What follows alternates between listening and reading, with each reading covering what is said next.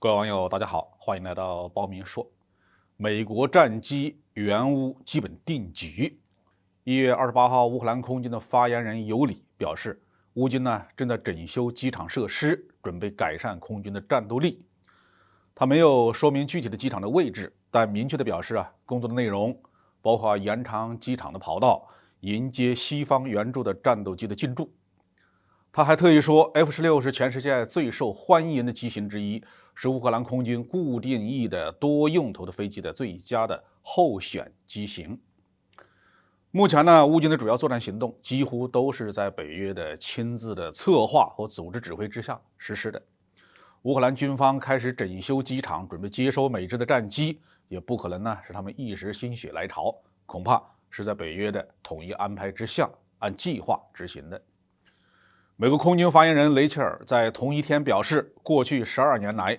乌克兰的学员一直在美国使用 T-6A 较量机参加飞行训练，但是乌克兰空军的地勤人员没有参加同步的飞行保障培训。美国的对乌军事援助项目中专门留了1亿美元的款项培训乌克兰空军的飞行员。这些人回到乌克兰驾驶 F-16投入作战行动，大概是没什么困难。存在的问题是地面保障的模式和能力。乌克兰空军地面保障的方式与北约空军有很大的区别。前苏联空军在乌克兰建设了规模庞大的空军作战设施，按照第3次世界大战的标准，不但考虑到了飞机能够在比较简路的跑道上起降，而且考虑了要容忍跑道上有碎石子、金属零件和炸弹的破片等等杂物，而不至于影响作战的使用。但是美制战斗机向来对机场跑道的清洁程度要求很高。除了 A10攻击机，它的2个发动机高高的安装在机身尾部的上方，离地面比较远，因此比较皮实。其他的进气道在机腹下方的战斗机进气口离地面都不到1人高。如果跑道上不干净，很小的杂物吸入了进气道，就会打坏发动机。美国向乌克兰提供部分 F-16或者是 A-10，就会扭转俄乌战场上的空中态势吗？我觉得那纯粹是痴人说梦，根本不可能。首先，在单机对抗能力上 ，F-16还无法战胜俄罗斯空军的苏35，更不要说苏57了。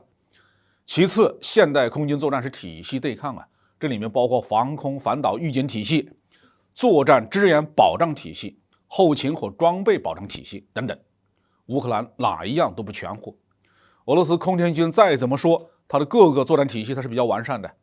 北约虽然可以在情报信息方面向乌克兰空军提供帮助，但是在空中引导、空中接战、空地通信、机场防护、配套的弹药、地面保障等等方面，乌空军怎么解决呢？我认为就像海马斯火箭炮确实能够给俄军一定的杀伤，但不可能扭转整个战局一样。美国援助乌克兰几架 F-16和一些 M1A2 坦克，顶多给俄军带来一些局部的损失，